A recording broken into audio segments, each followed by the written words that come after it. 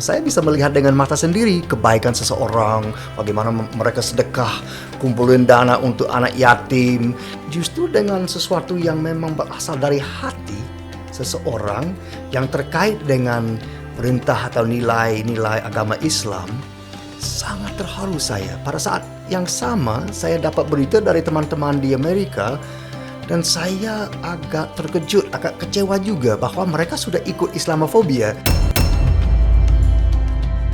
Mulai saat itu saya sudah ada rencana dan saya terpanggil untuk harus menjelaskan agama Islam yang sebenarnya. Assalamualaikum warahmatullahi wabarakatuh. Para penonton Podfin, podcast Fakultas Islam Nusantara Universitas Nahdlatul Ulama Indonesia yang saya cintai dan yang saya hormati. Pagi ini kita ketemu lagi dengan saya Ahmad Suaidi, host Podfin, podcast Fakultas Islam Nusantara Universitas Nahdlatul Ulama Indonesia. Kita kedatangan tamu yang sangat istimewa dari Amerika Serikat yang sekarang sedang heboh. Pak James, selamat datang di Indonesia. Wah, halo Pak Dekan, senang sekali. Kita ketemu lagi ya. Iya, ketemu lagi dan saya senang atas kesempatan untuk sharing hari ini. Tapi sebelum kita mulai bincang-bincang soal Islam Nusantara, humanitarian Islam dan perkembangan sekarang ini, kita minta para penonton untuk like, share, dan subscribe sehingga kita bisa berkembang terus bersama-sama. Pak James Hostery adalah seorang yang sudah sangat lama meneliti Indonesia, mungkin lebih dari 20 atau 25 tahun. Dulu beliau pertama-tama menulis disertasi tentang AA Jim ya, kalau Anda ingat semua, bagaimana Islam masuk ke ruang digital, kira-kira gitu. Nah, itu yang salah satu orang pertama yang membahas tentang Islam di dunia digital itu adalah Pak Jim ini. Iya, betul. Nah, sekarang ini beliau ke Indonesia juga akan membicarakan tentang Islam. Beliau belakangan ini banyak terlibat di penelitian, diskusi, seminar tentang Islam Nusantara yang sekarang sedang dipromosikan dengan label humanitarian Islam. Beliau tahun lalu misalnya ikut dalam suatu konferensi yang diadakan oleh Nahdlatul Ulama atau pengurus besar Nahdlatul Ulama tentang humanitarian Islam, yang sekarang humanitarian Islam itu sudah menjadi institusi. Namanya Institute for Humanitarian Islam di Jakarta ya. Tadi malam kita diskusi dengan beliau dan 2 minggu ke depan ada sebuah seminar internasional di Bali di mana beliau menjadi host dan menjadi penentu. Oleh karena itu saya kira kita punya kesempatan yang sangat baik untuk menimba ilmu dan pengalaman beliau tentang Islam Nusantara, humanitarian Islam, juga dinamika Islam secara internasional saya kira. Saya kira para Podfiners atau penonton Podfin ini, Fakultas Islam Nusantara Universitas Nahdlatul Ulama tidak asing dengan Pak Jim sebenarnya, sudah banyak mengenal, tapi barangkali perlu mengingat kembali bagaimana asal mula Pak Jim itu tertarik dengan Indonesia dan mungkin Islam Indonesia, dan mula-mula mungkin mendengar tapi kemudian benar-benar datang ke Indonesia. Seperti apa? Wah, terima kasih Pak Dekan. Pertama kali ke Indonesia tahun 94 sebenarnya. Jadi lebih dari 30 tahun lalu. Pada waktu itu saya baru selesai semester kedua S1. Nah, saya ada teman yang sebelumnya pernah ke Papua. Dia ingin saya ikut dia, sama ada rombongan dari SMA saya sebelumnya, kami ke Papua. Waktu itu kan masih Irian Jaya. Jadi kami masuk di Biak 1 hari, lalu lanjut ke Jayapura, naik pesawat ke Wamena. Jadi kami 2-3 minggu trekking di pegunungan. Dan tiap hari kami dari satu kampung ke satu kampung lain dengan suku Dani, suku Yali.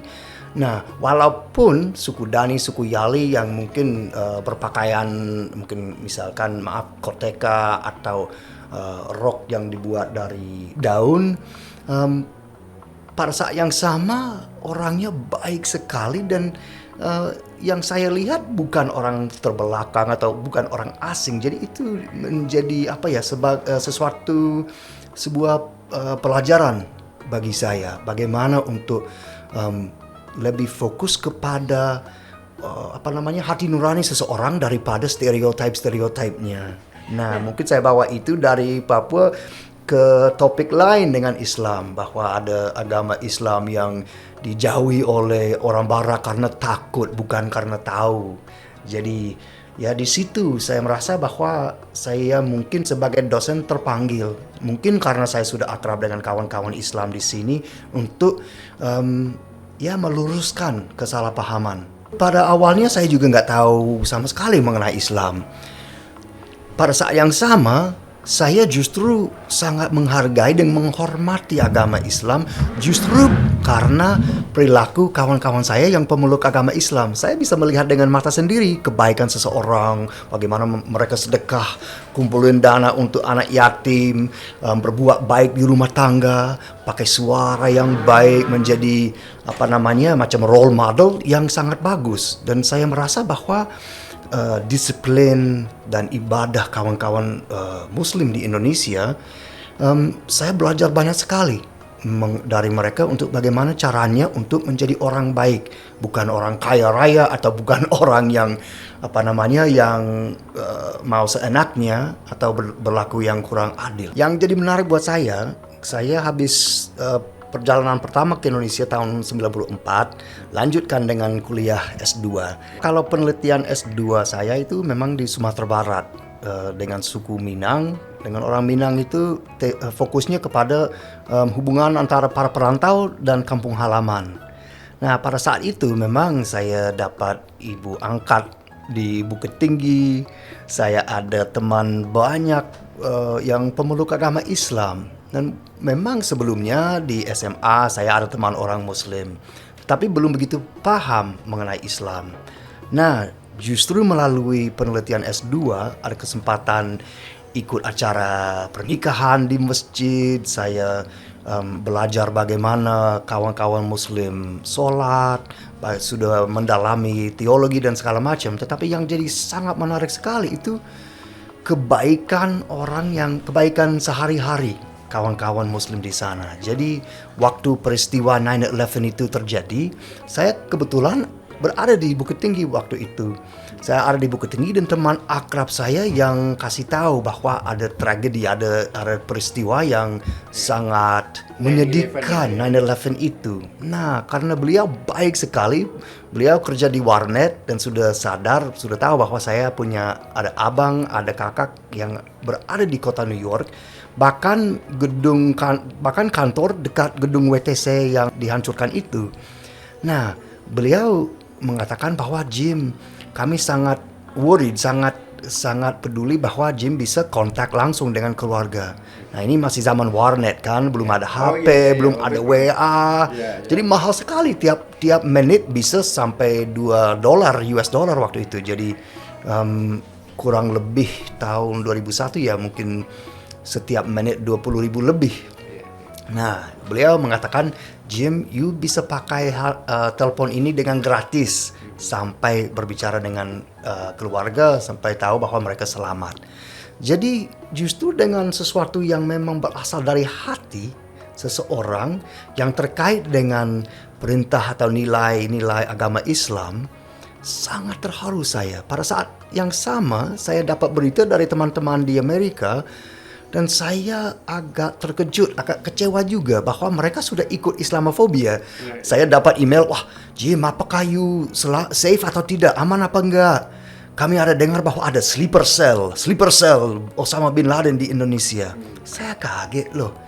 Kalau kawan-kawan di Indonesia memang bisa merasakan kebaikan orang Indonesia yang menerapkan nilai-nilai agama Islam, mana mungkin mereka jadi Islamofob lagi. Jadi mulai di situ saya merasa, saya ambil keputusan bahwa mungkin ya saya terpanggil untuk harus menjelaskan agama Islam yang sebenarnya. mungkin ya tugas saya adalah meluruskan Makin kesalahpahaman. termotivasi ya, untuk Ya makin memberitahu termotivasi, betul, untuk memberitahu ini apa adanya yang sebenarnya. Bukan yang di televisi, di layar televisi, bukan terorisme, tetapi memang saya ingat dan saya coba untuk ya memberitahu orang Amerika bahwa mengenai konsep atau istilah rahmatan lil alamin. Waktu itu sudah dikenal ya? Sudah dikenal Di sini ya? di sini. Jadi saya baru waktu itu, tapi masih baru belajar mengenai Islam di Indonesia, sejarah Islam di Indonesia, lebih fokus kepada Islam, fungsi Islam di budaya Minang. Jadi setelah peristiwa 9/11 itu, saya sangat terharu justru oleh kebaikan orang Indonesia dan pemeluk agama Islam di sini. Jadi mulai saat itu saya sudah ada rencana dan ada visi dan misi sebenarnya untuk meluruskan kesalahpahaman Tapi itu. waktu itu kan ada prakondisi ya, Pak Jim ya, antara situasi Indonesia dan situasi Amerika. Tapi Betul. sebenarnya bagaimana prakondisi antara Indonesia dan Amerika tentang situasi Islam? Apakah Islamofobia sudah benar-benar memang situasinya tinggi, dan sebaliknya sentimen orang Islam terhadap Amerika dan Barat itu sangat tinggi, atau seperti apa sebenarnya? Itu pertanyaan menarik ya Pak. Ya kalau saya ingat ya, waktu itu orang Amerika, kalau kita lihat sejarah Islamofobia, pada tahun 80-an sebenarnya sudah ada berkaitan dengan revolusi di Iran, dengan beberapa hal yang lain. Terus Afghanistan, yang menarik itu kalau di Afghanistan kan Amerika Serikat sudah mendanai, memberikan dana kepada mujahidin untuk melawan Rusia. Lama-lamanya udah Uni apa ya? Soviet Jadi waktu itu. iya, Uni Soviet waktu itu. Nah, jadi mulai di situ saya merasa bahwa apa ya? Hubungan antara Indonesia sama Amerika sangat sangat kritikal. Dan pada saat itu, apalagi kalau tahun 2002 kan ada bom blast di Bali yang pertama, bom blast pertama di Bali. Nah, jadi Indonesia juga ikut khawatir dan mengamati beberapa gerakan terorisme yang ada di Indonesia. Dan secara umum saya sangat terharu karena secara umum mayoritas Islam di Indonesia sangat kontra terorisme, baik di luar negeri apalagi di dalam negeri. Jadi pada tahun 2002 mungkin ada persamaan ya antara Indonesia sama Amerika. Dua-duanya sangat khawatir mengenai kemungkinan ada serangan teroris lagi. Dan pada tahun, kalau nggak salah kurang lebih pada tahun 2002 di Kementerian Luar Negeri, Bapak waktu itu Pak Menteri Pak Dr. Hasan Wirayuda sudah merancang diplomasi total. Nah, salah satunya dari bagian diplomasi total itu beliau tahun 2002 mendirikan Office of Public Diplomacy dan Informasi. Kalau tidak salah yang jadi direktur pertama ada Umar Hadi, terus ada diplomat-diplomat lain yang sekarang kayaknya kerja. di Kementerian Luar Negeri masih ada Direktorat Diplomasi Publik namanya ya. Masih ada, memang ada yang Direktorat Diplomasi Publik. Yang jadi menarik buat saya Pak, kalau kita membahas Islam Nusantara atau humanitarian Islam, kalau religious diplomacy atau diplomasi keagamaan melalui soft power ya, dan diplomasi total, kalau pada awalnya di Kementerian Luar Negeri, tetapi pada saat itu mereka karena belum banyak hubungan antara Kemlu sama ormas Islam, Pak Hasan Wirayuda setiap hari Jumat ya mengundang para jurnalis, para pemimpin ormas Islam untuk kumpul, untuk diskusi bebas, dan itu Chatham House Rules. Jadi dengan artinya di Indonesia, di Jakarta. Nah, itu awalnya kerjasama dengan Nahdlatul Ulama, dengan Muhammadiyah, dengan ormas Islam lain. Nah, yang jadi menarik buat saya 20 tahun kemudian, yang saya lihat kalau di Kementerian Luar Negeri walaupun masih ada diplomasi publik, itu kalau diplomasi keagamaan atau religious diplomacy, itu sebenarnya yang saya lihat ya secara umum Kementerian Luar Negeri tidak terlalu tertarik lagi. Tetapi yang ambil obor itu atau yang menjadi lanjutannya itu justru di Nahdlatul Ulama. Jadi di Nahdlatul Ulama itu jadi sangat penting sekali dalam diplomasi publik baik di dalam negeri maupun di luar negeri. Jadi saya merasa bahwa kalau kita lihat istilah Islam Nusantara atau istilah humanitarian Islam memang sebagai nilai tambah Islam di Indonesia, dan wajar saja di-sharing di seluruh dunia, bukan ditawarin ya, tetapi di-sharing, Ya. di-share. Bukan ingin menguniversalisasi Betul, Islam Nusantara Pak Dekan. ke dunia, tapi itu satu cara untuk share ya. Ya, satu cara untuk share, dan satu cara saya merasa untuk orang Indonesia untuk ya semacam introspeksi atau refleksi diri bagaimana agama Islam bisa menjadi solusi baik di dalam negeri maupun di luar negeri. Ya, seingat saya itu jadi ada tahap-tahap di dalam NU ya. Betul, Pak. Ketika Gus Dur itu membuat istilah pribumisasi Islam, itu juga bagian dari itu, dan itu mungkin awal 90-an bahkan oleh Gus Dur, atau bahkan 80-an. 80-an ya. Kemudian masuk ke Pak Hasyim Muzadi itu dengan istilah rahmatan lil alamin. Betul. Kemudian masuk ke Pak Said Agil Siraj dengan Islam Nusantara. Kemudian sekarang oleh Gus Yahya kira-kira lebih ke humanitarian Islam. Itu satu proses, ada ya fondasinya misalnya, kemudian sosialisasinya, ada nasionalnya, kemudian internasional gitu. Betul. Sejauh yang Pak Jim ikuti ya, karena Pak Jim saya tahu bahkan mulai dari menyusun disertasi itu sudah ingin menggambarkan kekhasan dari Islam Indonesia yang kami sebut sebagai Islam Nusantara itu. Bagaimana menurut? Ya, kalau menurut saya, kalau saya pertama kali mendengar istilah Islam Nusantara, memang sudah ada kan istilah sebelumnya. Bahkan almarhum Pak Hasyim Azra telah menggunakan istilah Islam Nusantara. Tapi kalau di bawah NU itu memang jadi fokusnya, setahu Pak Dekan, di Muktamar 2015. Islam Nusantara dengan artinya bahwa kalau di dalam Islam, setahu Pak Dekan, Islam walaupun cuma satu, memang itu jelas, tetapi peran budaya tetap ada di mana-mana di dunia ini, baik di Arab Saudi maupun di Indonesia. Jadi kalau saya lihat nilai tambah Islam Nusantara ada beberapa.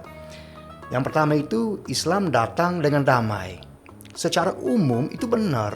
Dan Islam Nusantara dengan fokusnya kepada Wali Songo, fokus kepada tradisi lokal asal tidak menentang ajaran Islam, memang bagusnya kalau tetap dijaga sebagai tradisi lokal, sebagai keunikan Indonesia. Jadi yang saya lihat waktu itu yang menjelang muktamar, walaupun menimbulkan kontroversi sedikit, apa itu Islam Nusantara, apakah itu artinya bahwa ada berbagai versi Islam? Enggak, jelas enggak. Tetapi yang menarik, yang di bawah Islam Nusantara itu ada prinsip, menurut saya ya, yang saya lihat prinsip untuk living together lah, untuk living bersama, kebersamaan antar bangsa, agama, antar iman, antar etnik, antar pulau. Ya, fokusnya di harmoni. Fokusnya di harmoni, dan Islam sebagai agama yang mengakui dan menghargai perbedaan. Saya jadi ingat tema ceramah Agim dulu, indahnya perbedaan.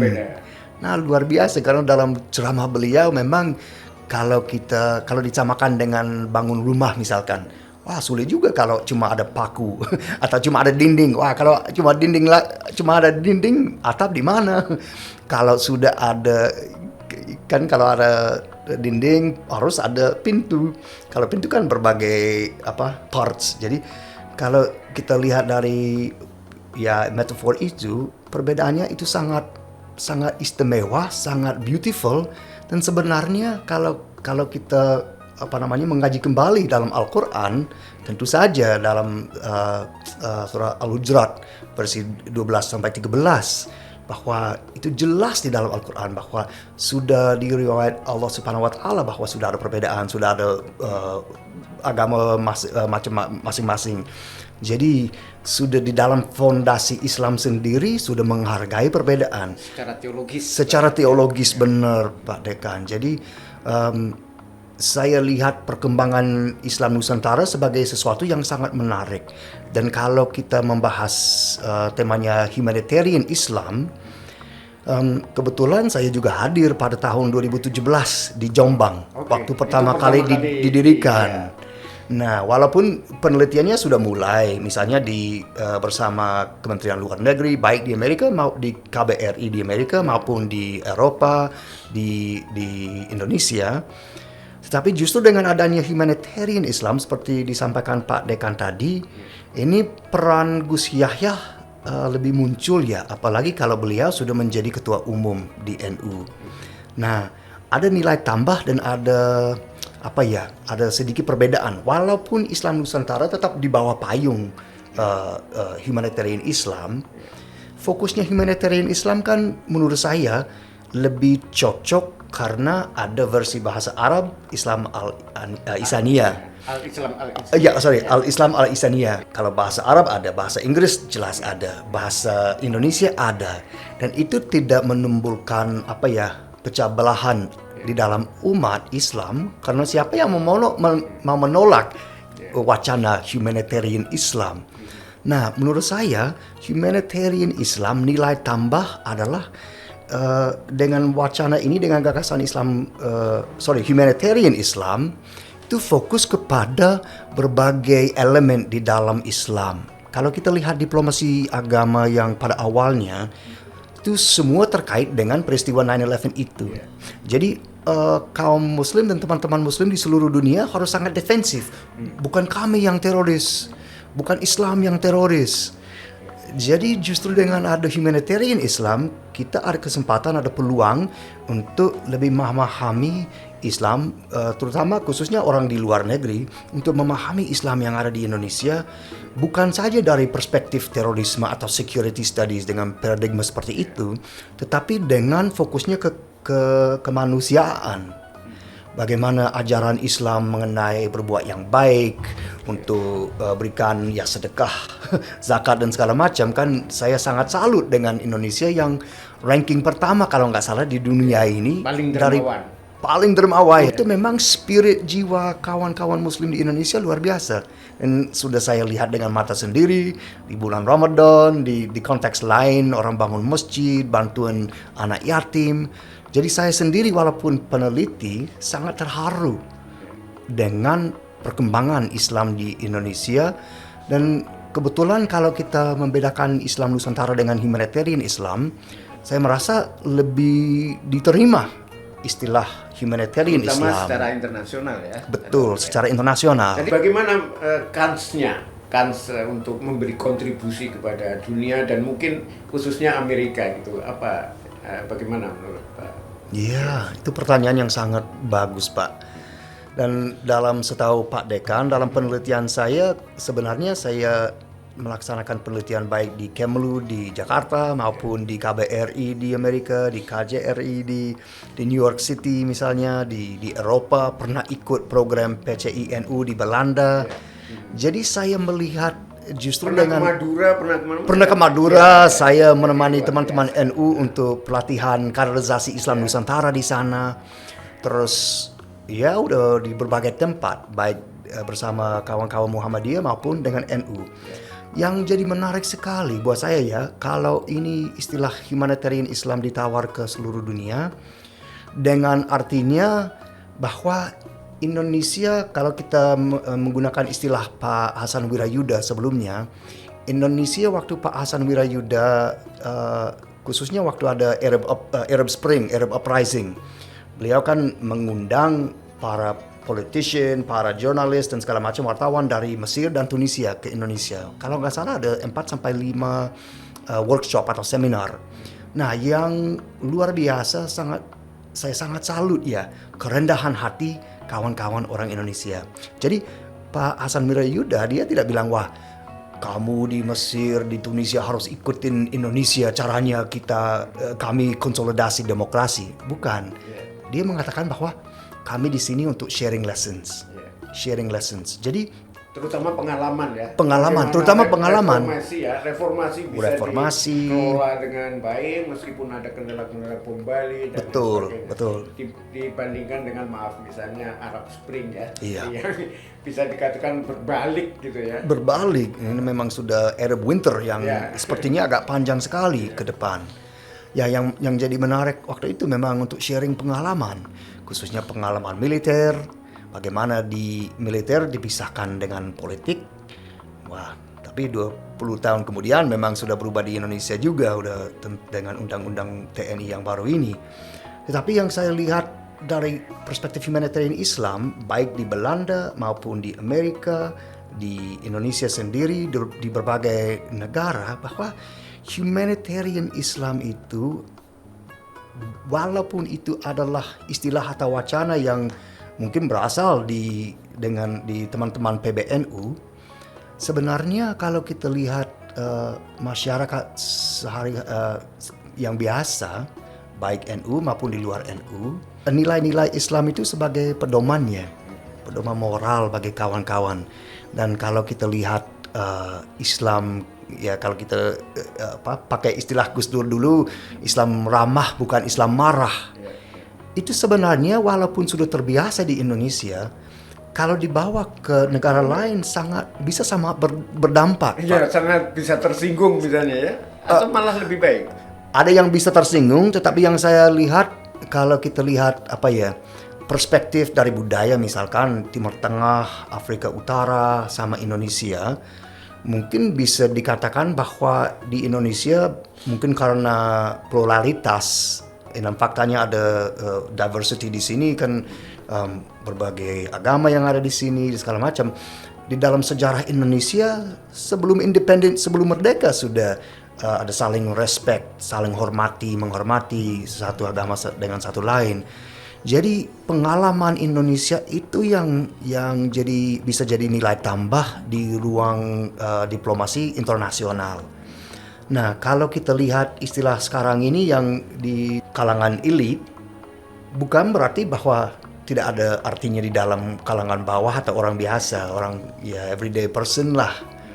Jadi kalau saya lihat humanitarian Islam itu juga sebagai semacam calling atau ingat kembali nilai-nilai agama yang ramah, nilai-nilai agama Islam dalam situasi sekarang, post globalisasi, serangan di mana-mana. Amerika sekarang kan udah jadi mabuk seperti dulu dengan adanya Donald Trump. Jadi memang ada tantangan, tetap ada. Tapi saya sangat menghargai effort dan ikhtiar dari PBNU agar diplomasi religius tidak dihentikan, bahwa itu memang tetap berjalan terus walaupun Kemlu sepertinya ya nggak tertarik dengan sebelumnya. Tetapi yang kalau kita lihat di kalangan politik di Indonesia, di Amerika, di Barat, ini contohnya Ketua Umum Gus Yahya Stakuf. Beliau sudah diterima di Uni Eropa, sudah diterima di Gedung Putih di Amerika, sudah diterima di Arab Saudi, di Mesir. Jadi ini mungkin tahapan pertama untuk Indonesia memperkenalkan Islam yang ada di Indonesia.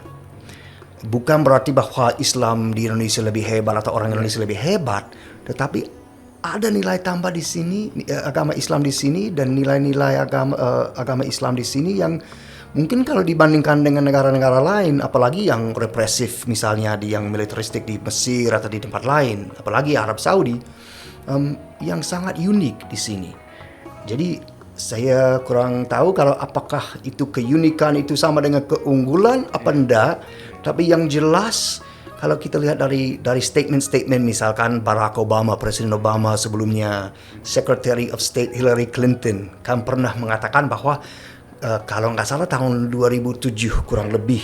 Jadi setelah 5 tahun saja diplomasi publik Indonesia untuk merubah, untuk mentransformasikan naratif mengenai Indonesia, kesadaran mengenai Indonesia, Secretary of State Hillary Clinton sama Madeleine Albright pernah mengatakan bahwa kalau Anda ingin tahu apakah Islam sama demokrasi sama modernitas sama women's rights bisa disatuin di sebuah negara, lihat saja ke Indonesia. Ya, khususnya hak-hak perempuan ya. Betul. Kesannya selama ini secara internasional Islam itu menindas perempuan.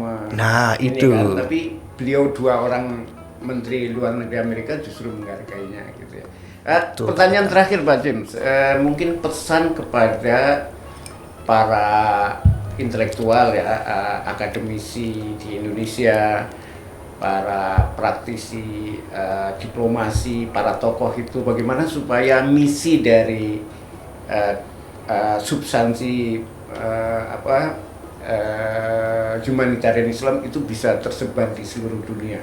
Mungkin mereka ada yang tidak sependapat, perdebatan itu kan wajar saja. Tapi bagaimana supaya ini didorong untuk menjadi wacana internasional? Bagaimana? Wah, itu pertanyaan sangat menarik Pak Dekan. Mungkin ada dua hal ya kalau saya lihat. Yang pertama kembali ke akademisi. Ini bukan bahasa basi ya. Saya sangat apresiasi dan sangat menghargai, menghormati penelitian yang dilaksanakan oleh kawan-kawan dosen-dosen yang di Fakultas Islam Nusantara. Saya sendiri udah belajar banyak sekali. Misalkan ada teman-teman Jin yang bikin penelitian mengenai sejarah ulama Nusantara yang Ginanjar maksudnya. Ginanjar. Iya, nama panggilan dekat yang penelitian beliau misalkan baru kemarin di Singapura dapat manuskrip di mana-mana, dan saya merasa bahwa sebelumnya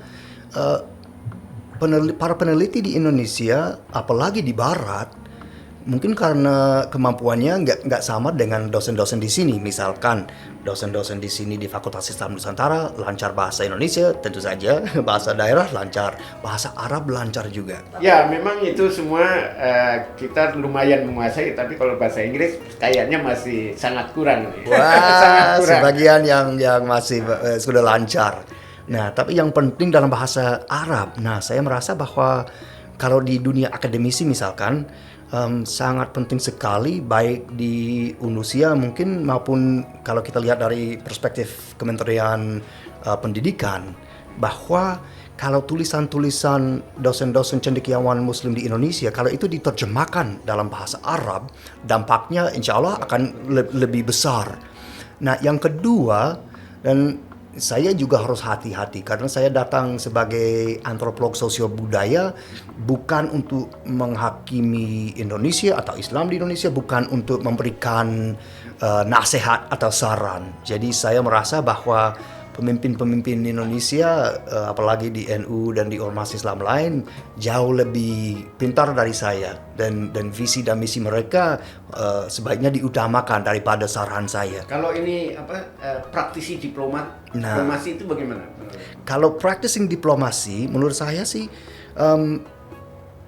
bagusnya kalau humanitarian Islam bisa membawa tema yang masing-masing. Ini contohnya. Kalau kita lihat diplomasi religius pada saat Hasan Wirayuda misalnya, itu semua dalam rangka kami, atau dengan artinya kami bukan teroris, Islam bukan sama dengan terorisme. Jadi itu diplomasi itu bermain di halaman paradigma security studies atau anti terorisme. Kalau seandainya ada usulan dari kami, mungkin kalau ke depan artinya atau makna humanitarian Islam bisa lebih luas lagi. Bukan hanya security ya. Bukan hanya security, kesejahteraan, kebersamaan, indahnya silaturahmi di sini. Jadi memang ada keunikan di Islam di Indonesia yang wajar saja di sharing di dunia ini. Nah, kalau seandainya diplomasi religius melalui humanitarian Islam bisa bermain di halaman lain selain security studies, saya merasa bahwa peran perempuan juga bisa makin besar.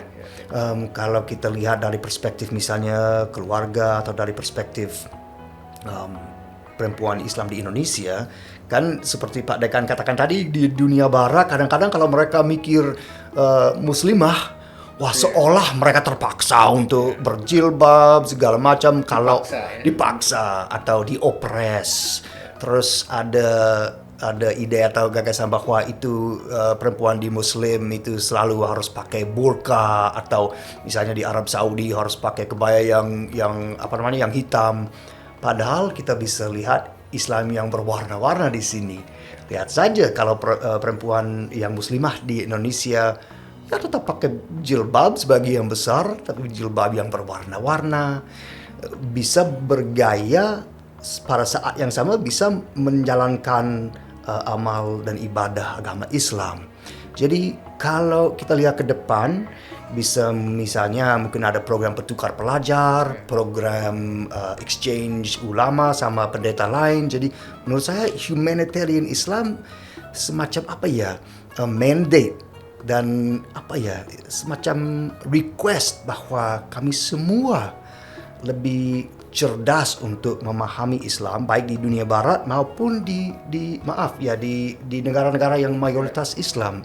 Karena walaupun tidak ada negara yang sempurna, apalagi negara saya yang sedang mabuk Donald Trump, yang saya merasa bahwa nilai tambah Indonesia itu sangat berbeda dengan negara-negara di Timur Tengah yang masih sangat represif sekali dengan tentara, yang belum setelah Arab Spring belum sampai demokrasi, walaupun suara sudah ada. Nah, oke, terima kasih Pak Jim. Terima kasih dan semoga sukses acara di Bali 2 minggu ke depan ya. Amin. Terima kasih banyak Pak Tekan atas kesempatan gabung hari ini untuk diskusikan para perspektif. Ya, para podviner yang saya hormati, terima kasih juga atas antusiasmenya dalam terlibat di dalam pembicaraan ini. Saya Ahmad Suedi, host Podvin, Podcast Fakultas Islam Nusantara, Universitas Nahdlatul Ulama Indonesia, UNUSIA. Mari kita bersama-sama mengangkat ini dengan like, share, dan subscribe. Terima kasih. Wassalamualaikum warahmatullahi wabarakatuh.